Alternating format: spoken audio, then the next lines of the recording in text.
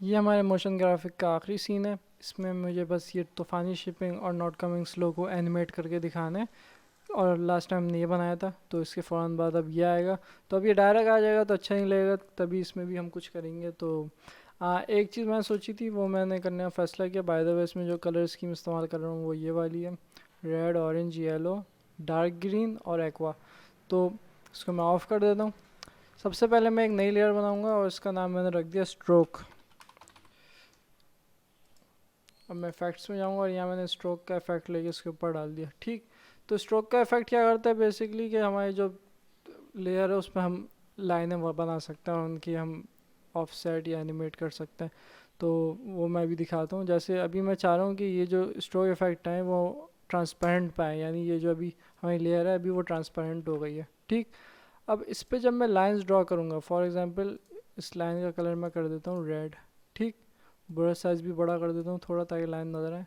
तो ये हमारी लाइंस है, सही। और इन लाइन को अगर मैंने मार्क्स चूज़ कर लिया तो इस वाले मार्क्स पे ये लाइन हमें रेड शो होंगी। अब इसको मैं दिखाता हूँ क्या कर सकते हैं इससे हम। तो मैं चाह रहा था कि टैग्स जो है वो मुख्तलिफ अंदाज में एनिमेट हो गए हैं, तो मैंने इस तरीके से इसको ड्रॉ कर रहा हूँ इस टैक्स के ऊपर, ताकि जब ये बने तो हमें ये टैक्स के ऊपर ये दिखें ऑब्जेक्ट। ठीक, मैं मार्क्स सिलेक्ट कर लेता हूँ। मार्क्स को थोड़ा और बड़ा करना होगा मुझे। इसकी क्वालिटी थोड़ी हाई कर देता हूँ। हाँ, अब मार्क्स में छुप गया, हल्की सी एडजस्टमेंट। और अब ये यहाँ से ऊपर जाएगा। ये भी मार्क्स 1 के अंदर शामिल है, मुझे नहीं पता। तो मार्क्स 1 से ही कंटिन्यू करूँगा मैं। यहाँ से ये ऊपर ड्रॉ होगा इस तरह।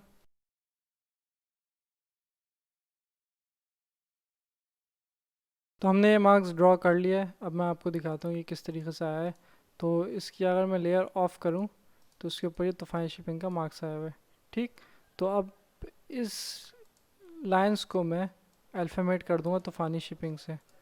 तो मैंने ये अल्फ़ामेट किया और ये इस तरह लिखा हुआ आ गया रेड कलर के अंदर। ठीक, उस लाइन को मैं स्टार्ट एंड यहाँ से कंट्रोल कर सकता हूँ। जैसे मैंने इसका एंड कम किया इस तरह, तो अब ज़ीरो हो गया। इसको मैं बढ़ा रहा हूँ तो आप देख सकते हैं जिधर जिधर लाइन है उधर टेक्स्ट आ रहा है, सही। तो अब मैं शुरू में इसको ज़ीरो रखूँगा और आगे जाके चंद सेकंड्स में ये पूरा लिखा हुआ आ जाएगा। ठीक, अब प्ले करके देखते हैं। इसे मैं हल्का सा पीछे ले आता हूँ। तो अब ये ऐसा लग रहा है कोई स्केचिंग करके लिख रहा है, हल्के से सीन्स बने हुए आ रहे हैं। अगर क्योंकि हमारा टाइटल बहुत जल्दी आ रहा है, इस वजह से मैं इसे थोड़ा स्लो करके दिखाता हूँ ताकि आपको और बेहतर तरीके से समझ में आए। तो ये इफ़ेक्ट मैं चाह रहा था, थोड़ा चौक से लिखने वाला इफ़ेक्ट आ रहा है। और इसका कलर हमने वाइट सोचा था, इस वजह से अब इसे वाइट कर देता हूँ मैं वापसी। और अब इसकी मैं असल ट्रिक बताता हूँ इससे अच्छा लिखने का तरीका क्या होता है। तो मैंने यहाँ पे तूफ़ानी और स्ट्रोक दोनों को सिलेक्ट किया और कंट्रोल शिफ्ट सी दबा के इसे टेक्स्ट के नाम से एक लेयर के अंदर बंद कर दिया। ठीक, अब ये जो लेयर के अंदर मैंने बंद किया है, इसकी मैं एक और कॉपी निकालूंगा और इसमें मैं फिल इफेक्ट डालूंगा। और उसमें मैं इसका जो नई लेयर है इसका मैं कलर रख दूंगा येलो। और अब इसी टेक्स्ट की मैं एक और कॉपी निकालता हूँ और इसका कलर मैं कर देता हूँ ऑरेंज। सही है। अब मैं इस लेयर को ऑफ कर देता हूँ। अब सबसे ऊपर मैं वापसी वाइट लेयर डालता हूँ और इसमें मैं क्या करूँगा कि वाइट लेयर को हल्का सा आगे कर दूँगा और इसके नीचे जो ऑरेंज लेयर है इसको भी हल्का सा और आगे कर दूँगा। तो अब इससे क्या होगा कि ये इस तरीके से आएगा लिखा हुआ। ये इफेक्ट्स आपने पहले भी कहीं देखा होगा। तो हो क्या रहा है कि जो ये लाइन पहले आ रही है येलो वाली, ऑरेंज बाद में आ रही है और वाइट उसके भी बाद आ रही है। तो इसे जब हम प्ले करेंगे तो ऐसा लग रहा है कि ये कंस्ट्रक्ट होके पूरा आ रहा है। ठीक, तो इस तरह लिखा हुआ है तूफ़ानी शिपिंग।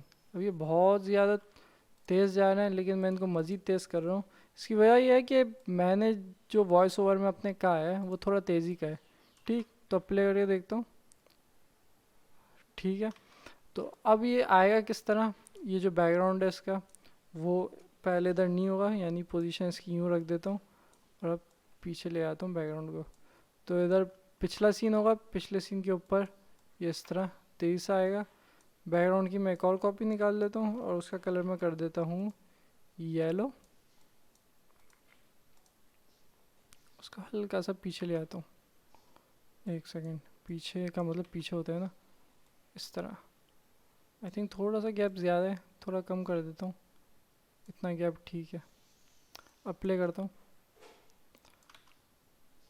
हाँ बिल्कुल सही है। मैं वापसी डिलीट कर रहा हूँ मुझे किसी वजह से अच्छा नहीं लग रहा था, इस वजह से मैंने रिमूव कर दिया। और ये जो नॉट कमिंग स्लो है, इसकी ओपेसिटी बढ़ के आएगा बाद में, थोड़ी सी देर बाद, इस तरीके से। ठीक, इसकी ओपेसिटी 0 होगी और ये इस तरह लिखा हुआ आएगा। तो बैकग्राउंड आया, उसके ऊपर टेक्स्ट आया और नॉट कमिंग स्लो। सही है। अब इसको मैं हल्का सा आगे लेता हूँ, बेटर लग रहा है। तो ये था आखिरी सीन। अब अगले वीडियो में हम इन सारे सीन्स को आपस में कंबाइन करेंगे। उम्मीद है इस वीडियो से आपको फ़ायदा हुआ होगा। मिलता हूँ मैं आपसे अगली क्लास में।